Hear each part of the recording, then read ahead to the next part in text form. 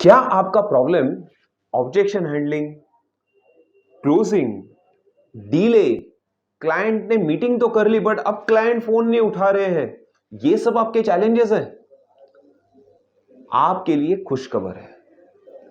खुशखबर यह है कि ये सारे चैलेंजेस आपके एक्चुअली है ही नहीं। इससे भी बढ़ा एक बहुत बड़ा प्रॉब्लम है जो शायद से हम सभी ने नजरअंदाज किया है। वो कौन सा प्रॉब्लम है और उसे किस तरीके से हैंडल करना है, इस वीडियो को आखिर तक देखिएगा।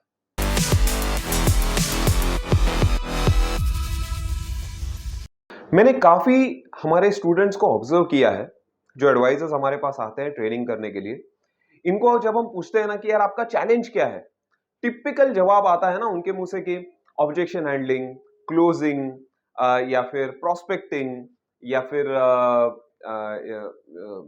यू नो काफी बार कस्टमर कहता है कि मेरे पास पैसा नहीं है, कुछ समय बाद फोन करो, मैं आपको बताता हूं, उसके बाद आप मेरे घर पे आना, सर मेरा क्लाइंट फोन नहीं उठा रहा है। ये टिपिकल प्रॉब्लम्स आते हैं और उन्हें ऐसा लगता है कि अगर ये चीज के ऊपर अगर मुझे कुछ हल मिल जाए तो मेरा बिजनेस में एक एक्सपोनेंशियल ग्रोथ होगा। हालांकि वैसा नहीं होता, क्योंकि दोस्तों प्रॉब्लम की जड़ ये तो ये सारे शाखाएं हैं, पत्ते हैं, फल है, फ्रूट्स है, ये जितने भी प्रोस्पेक्ट्स है, बट उसका जो मेन जड़ है is marketing. All these problems जो इसके पहले मैंने कहे, ये सेल्स के रिलेटेड प्रॉब्लम्स है।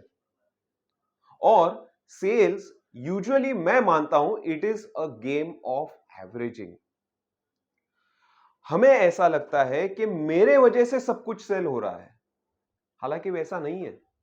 आपके स्टार्स जब आपके साथ होते हैं, मेहनत तो काफी लोग काफी साल से करते रहते हैं, बट अचानक से मैं कुछ ऐसे बोल जाता हूं कि सामने वाले को क्लिक हो जाता है और इतने कुछ बड़ी बड़ी मीटिंग्स में रेगुलर फॉलो अप करके भी मेरा जितना बिजनेस नहीं आता, ऐसा कुछ 2-3 मिनट में किसी के साथ ऐसे ही बात करते करते मैंने बात छेड़ दी, उसने ओके बोल दिया और बड़ा बिजनेस भी आ गया। ऐसे भी होता है।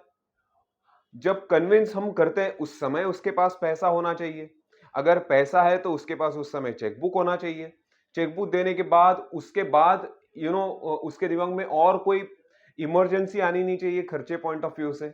ये सारी चीजें जब एक साथ आती है, अच्छा सारा प्रोसीजर होने के बाद मेडिकल पॉइंट ऑफ व्यू से, जब आप इंश्योरेंस स्पेशली जब आप सेल करते हो, मेडिकल पॉइंट ऑफ व्यू से उसका पूरा क्लियर होना चाहिए। ये सारी चीजें जब एक साथ हो जाती है तब as a package your product is getting sold. Challenge does not lie in objection handling. Challenge does not lie in closing. Yes, ये सेल्स प्रोसेस का बहुत बड़ा इंपॉर्टेंट पार्ट रोल प्ले करते हैं, no doubt. But what is more important is not the sales processes.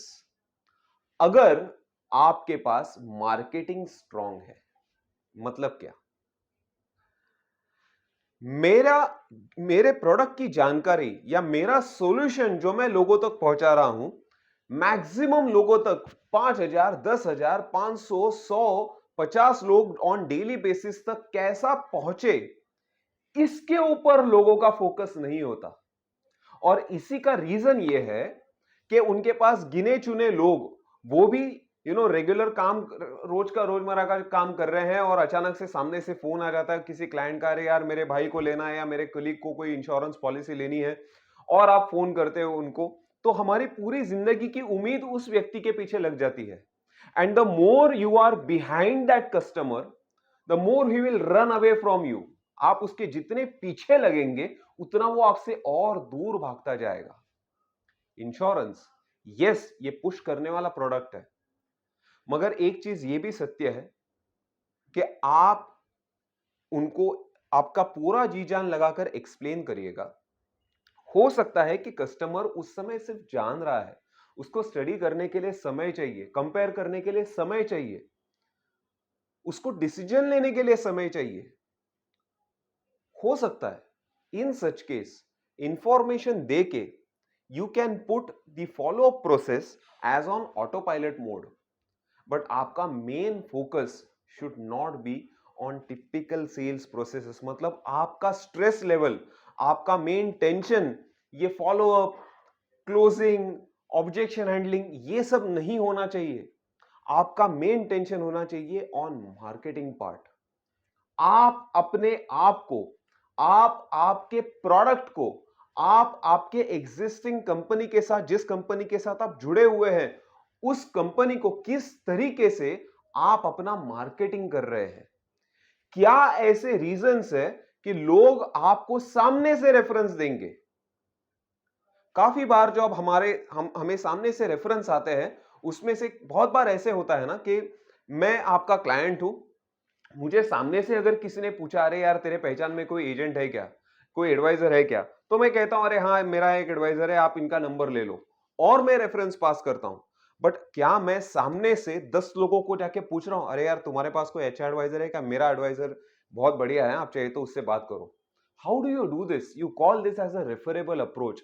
और ये रेफरेबल approach लाने के लिए आपको आपका मार्केटिंग करना बहुत जरूरी है। ये मार्केटिंग कई तरीके से आप कर सकते हो। फॉर एग्जाम्पल, आपका मैंने काफी एडवाइजर्स को देखा है कि दिवाली के वक्त या न्यू ईयर के वक्त डायरी देते हैं, डायरी, है ना, एवरी ईयर डायरी। अब क्या हमारे कस्टमर हर दिन आपने दी हुई डायरी रेगुलरली इस्तेमाल करते हैं? 10 में से 1-2 करते रहेंगे, बट बाकी के केसेस में उनके बच्चे उसके ऊपर कार्टून्स निकालते होते हैं। क्या उस डायरी की सच में वैल्यू है? आपके लिए तो वो कॉस्ट है। But can you invest the same money into some different gift, और आप इसे आपके अचीवमेंट के साथ रिलेट करेंगे? क्या होगा? आप कह सकते हैं कि सर ये साल मैंने 500 कस्टमर का फिगर टच किया, इसके लिए मैं आपको एक गिफ्ट दे रहा हूं, आप उसके बहुत बड़े भागीदार हैं।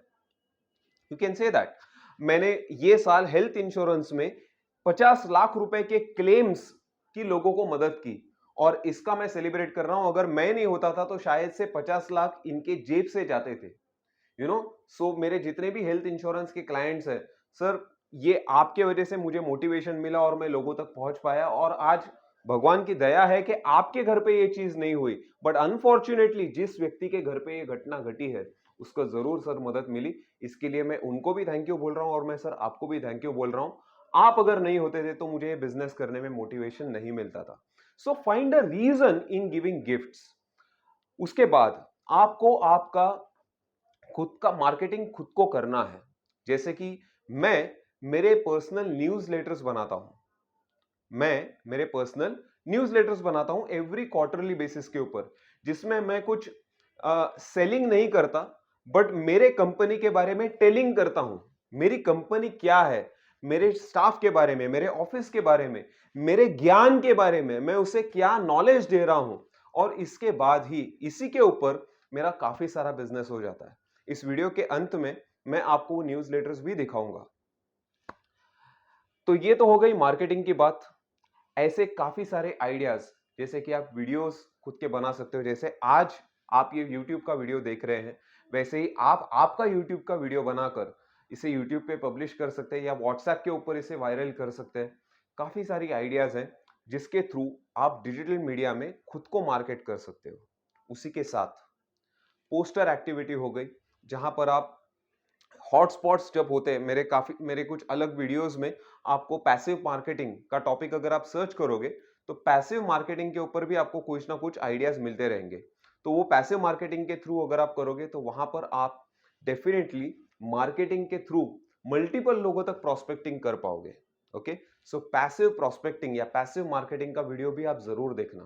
बाय यूजिंग दिस, मेरे हिसाब से अगर आपको सच में किसी चीज का टेंशन लेना चाहिए, या सच में किसी चीज के ऊपर सबसे ज्यादा फोकस करना चाहिए, तो वो किसी को कौन सा कोई स्पेसिफिक प्रोडक्ट नहीं है, कोई पर्टिकुलर टास्क नहीं है ऑब्जेक्शन हैंडलिंग का या डीले का। ये आपके चैलेंजेस है ही नहीं। आपका सबसे बड़ा चैलेंज है वो है मार्केटिंग, कि जिसके थ्रू, मान लीजिए अगर आपके पास डेली बेसिस के ऊपर 10 या 20 अगर मीटिंग्स आती गई, तो आपको क्लोजिंग का, ऑब्जेक्शन हैंडलिंग का प्रॉब्लम आएगा? बिल्कुल नहीं है, आपको पता भी नहीं चलेगा। अगर अगर कोई क्लाइंट ऑब्जेक्शन रेज भी करता है, नहीं भी क्लोज होता है, इट्स फाइन, आपके पास बैकअप के लिए प्रोविजंस है। Got me? So make sure that you give more focus on marketing first and next on sales. आशा करता हूं आपको ये कंसेप्ट पसंद आया होगा और इस वीडियो को आप आपके बाकी फ्रेंड्स के साथ भी जरूर व्हाट्सएप पे शेयर करिएगा। Thank you.